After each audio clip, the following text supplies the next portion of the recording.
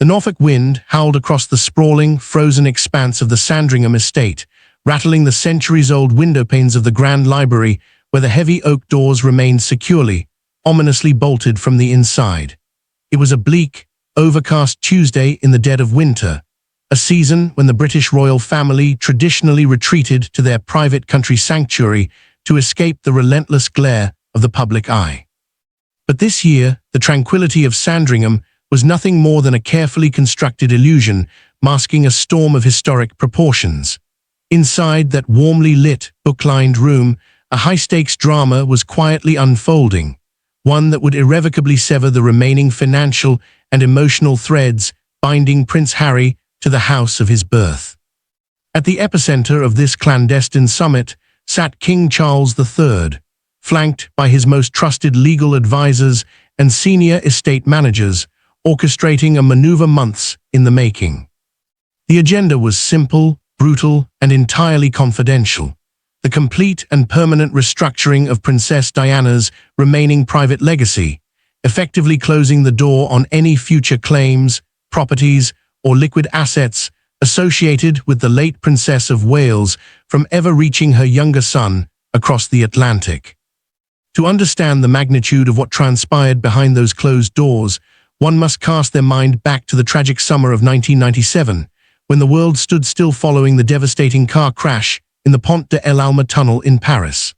Diana, Princess of Wales, left behind a deeply intricate estate designed to protect her two young sons, William and Harry, ensuring they would be financially independent of the sovereign's purse when they came of age. Her original will stipulated that her immense personal wealth, amassed from her divorce settlement, family jewelry, high-profile inheritances, and a substantial trust fund, would be held in safekeeping, yielding dividends until both princes reached the age of 30. For decades, that estate has stood as a sacred touchstone, a tangible link between the mother they lost too soon and the turbulent lives they inherited. Yet over the past several years, the tectonic plates of the royal family have shifted violently. The seismic departure of Harry and Meghan Markle from senior royal duties in 2020, followed by a relentless series of explosive tell-all interviews, documentaries, and a blistering memoir, transformed family friction into an unbridgeable chasm. What began as a dispute over working roles and security protocols has now metastasized into a cold, hard legal war of attrition, culminating in this secret Sandringham conclave where the king decided enough was enough. The whispers of an impending financial reckoning had been circulating among royal insiders for months, but the reality of the Sandringham meeting stunned even the most seasoned palace watchers.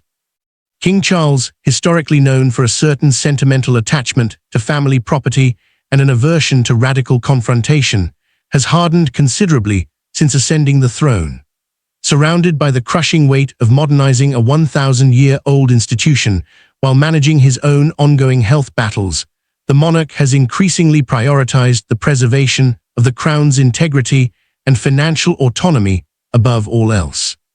Sources close to the royal household indicate that the catalyst for this dramatic intervention was not merely personal animosity, but a profound structural concern over where Diana's private capital might eventually flow. With Harry established a world away in Montecito, California, funding an opulent lifestyle through commercial media ventures with Netflix, Spotify, and publishing houses, the prospect of Diana's deeply personal generational wealth being funneled into commercial enterprises or exposed to foreign legal jurisdictions became an intolerable risk for the sovereign and the trustees of the royal estate. As the mahogany clock on the library mantel chimed the hour, the legal heavyweights laid out the exhaustive documentation before the king. The discussion was not emotional.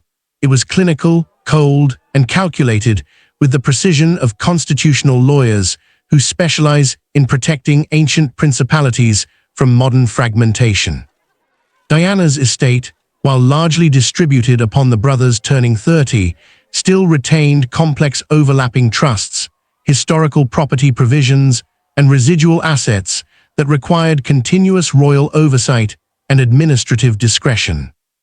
Under British trust law and specific historical exemptions granted to the sovereign's family, the reigning monarch holds considerable leverage over how residual family assets are distributed, particularly when a member steps outside the operational boundaries of the institution. Charles listened intently, reviewing the clauses, the precedents, and the ironclad legal opinions that had been quietly assembled over the winter months. The conclusion reached in that room was unanimous. The financial firewall separating the working monarchy from the Sussex household needed to be made absolute, retroactive, and impenetrable. The decision to target Diana's inheritance specifically carries a profound symbolic weight that will undoubtedly send shockwaves across the globe. For Harry, the memory of his mother has always been his greatest shield and his most potent brand. He has frequently spoken of how Diana's spirit guides his actions, how her inheritance provided the vital financial cushion that allowed him to break free from what he famously termed the royal trap, and how every major life decision is weighed against her legacy. To have the current king, his own father, exercise royal prerogative and legal mechanisms to effectively sever that final sacred link to Diana's estate is nothing short of an atomic-level blow. It strips away the comforting narrative of self-funded independence and replaces it with the stark reality of total institutional exile. When the heavy oak doors of the Sandringham Library finally swung open that evening, the royal aides emerged with expressions carved of stone, carrying leather briefcases containing documents that would change the trajectory of the Windsor family forever. The king had spoken, the legal die was cast, and the quiet erasure of Harry from the core architecture of Diana's enduring legacy had officially begun. The implications of the decision made in that cold, oak-paneled sanctuary spread through the legal architecture of the crown like a sudden systemic frost. For decades, the public believed that Princess Diana's financial legacy was a settled matter, a fixed, impenetrable sum safely transferred to her sons when each reached his 30th birthday. But standard royal coverage rarely accounts for the staggering complexity of crown property laws, discretionary intellectual property trusts, and residual family funds that continue to generate millions long after a primary estate is settled. Diana's legacy was never just a single static bank account. It was an evolving financial ecosystem comprised of international licensing rights, ongoing royalties from her iconic global image, physical heirlooms held in institutional vaults, and multi-generational discretionary trusts created to protect her lineage. It was precisely these ongoing, lucrative, and highly sensitive residual mechanisms that King Charles and his legal counsel targeted during that fateful Sandringham summit. The legal strategy deployed behind those closed doors was as brilliant as it was devastating. Under English trust, law, residual assets, and ongoing discretionary trusts require active management by appointed royal trustees, whose primary mandate is to protect the interests and security of the broader monarchical structure. By invoking specific constitutional prerogatives and restructuring the administrative oversight of Diana's remaining intellectual and physical estate, Charles effectively severed Harry's access to any future payouts generated by his mother's legacy. The legal team meticulously reclassified the ongoing income streams from Diana's vast estate, diverting future royalties, image rights revenue, and discretionary trust dividends exclusively into a newly fortified crown-controlled fund. This fund would no longer disperse equal shares to both brothers.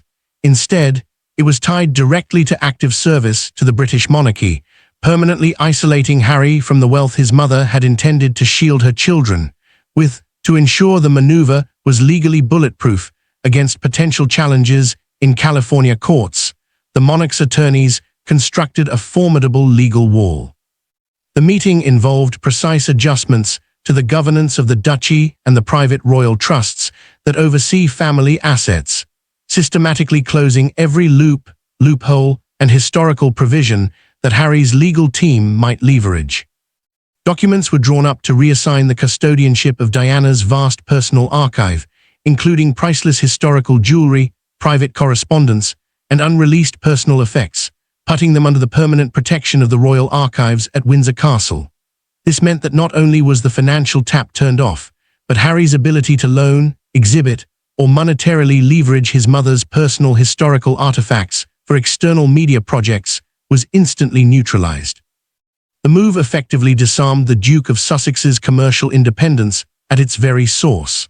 The personal tragedy of this maneuver lies in its profound irony.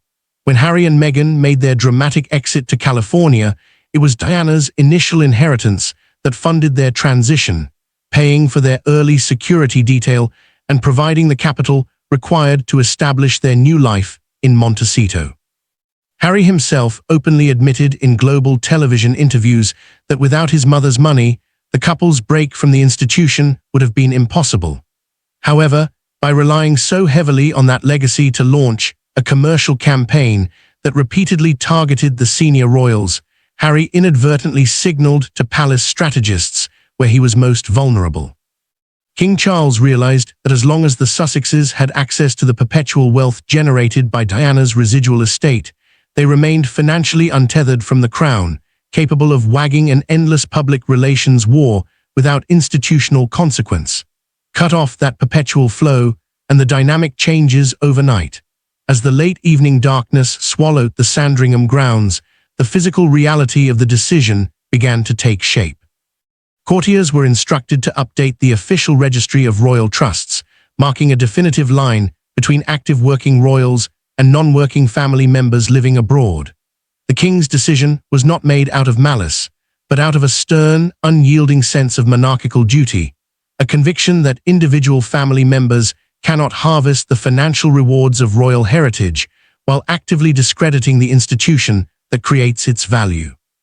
For Prince William, sitting quietly as the future monarch, the meeting represented a solemn, inevitable passing of the torch, guaranteeing that Diana's long-term legacy would remain fully integrated within the future of the British crown rather than dispersed into commercial ventures across the Atlantic.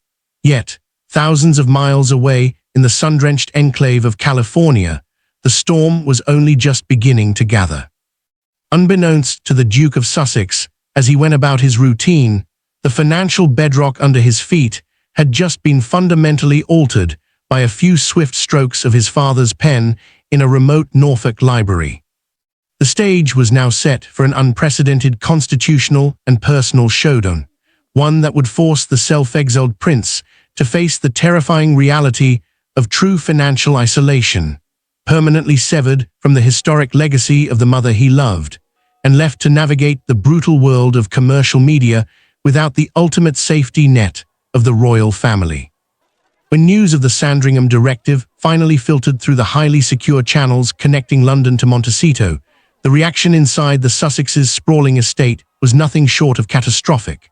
For years, Harry had operated under the supreme confidence that no matter how severe the rift grew with his father or his brother, his mother's legacy remained an untouchable sanctuary, a sacred financial and emotional fortress that no monarch, no matter how powerful, could ever dismantle. The sudden realization that the residual wealth, intellectual properties, and historic trust funds tied to Diana had been systematically locked behind an impenetrable wall of crown legislation, shattered that illusion in a single afternoon. Legal advisors in Los Angeles and London were urgently summoned to analyze the Sandringham documents, but their early assessments only confirmed the brutal reality. The king, using ancient statutory powers and precise legal maneuvers, had closed every backdoor Harry relied upon to secure his long-term financial independence. The strategic fallout for the Duke and Duchess of Sussex was immediate and profound. Up until this point, the couple's post-royal strategy depended heavily on their ability to weave Diana's enduring global image into their ongoing brand identity, media projects, and charitable endeavors. Her name was their ultimate currency, her legacy their primary shield. But with the Royal Archives at Windsor taking exclusive, permanent custodianship of Diana's personal artifacts, private papers, and global image rights, the Sussexes found themselves legally disarmed. They could no longer plan high-profile exhibitions, authorize official retrospective documentaries, or leverage historical family heirlooms for public ventures without facing swift legal action from the Crown's attorneys. The financial tap that had quietly underwritten their transition into American media royalty had been turned off at the valve, leaving their commercial endeavors vulnerable to the cold, unpredictable realities of the open market. In the corridors of Buckingham Palace and the private offices of the Duchy of Cornwall, the quiet satisfaction among senior courtiers was palpable, even if strictly suppressed from the public eye. King Charles had executed a masterclass in institutional self-preservation. By acting decisively under the quiet cover of a winter retreat at Sandringham, the king sent an unequivocal message to the world and to his younger son. The privileges of royal heritage cannot be cherry-picked, commercialized, or weaponized against the institution that created them. For Prince William, watching his father take this unprecedented step brought a complex mix of melancholy and relief. William understood better than anyone that protecting Diana's legacy meant keeping it rooted within the constitutional framework of the nation she served, rather than allowing it to be diluted or monetized in foreign entertainment markets. Across the globe, as media outlets began to catch wind of the secretive meeting, the public narrative began to shift dramatically. The image of Harry as the bulletproof prince charting his own course in Hollywood was suddenly replaced by that of a royal exile truly cut adrift from the central pillar of his identity. Without the safety net of Diana's residual wealth, every decision moving forward carried massive financial stakes. The multi-million-dollar production deals, high-end security costs, and sprawling lifestyle demands in Montecito were no longer supported by the historic generational shield built by his mother. They now rested entirely on the commercial viability of future media projects, a precarious position for a man raised within the total security of a millennium-old monarchy. As the dusk settled over the quiet grounds of Sandringham and the heavy library doors remained locked against the winter frost, the permanent reality of the king's closed-door decision took firm hold of royal history. Charles III had not merely redrawn a family budget, he had redefined the legal and emotional boundaries of the modern British monarchy. The line between working royalty and private commercial existence had been etched in stone, forever altering the path of the House of Windsor. For Prince Harry, the mother whose memory had always been his guiding light was now, by order of the sovereign, legally tied to the very institution he had left behind, leaving him to face an uncertain future completely on his own. In the final analysis, the Sandringham summit marked the definitive end of an era for the House of Windsor. What began as an intimate family disagreement had culminated in an absolute legal separation, severing the financial and institutional cords that had linked Prince Harry to the crown since birth. By placing Diana's residual wealth, historical personal archives, and image rights firmly under the unyielding protection of the sovereign, King Charles III drew an immovable boundary between royal service and private commercial enterprise. For the Duke of Sussex, the emotional sting of losing control over his mother's enduring legacy far eclipsed the cold financial reality of his new situation. The loss of that ultimate safety net meant he was truly on his own, forced to navigate the unforgiving landscape of global media without the protective mantle of the institution he had once represented. As the quiet winter at Sandringham gave way to a new chapter of royal history, the message from the throne remained unmistakable. The crown will always act to preserve its own future, regardless of the personal cost to those who choose to step outside its gates.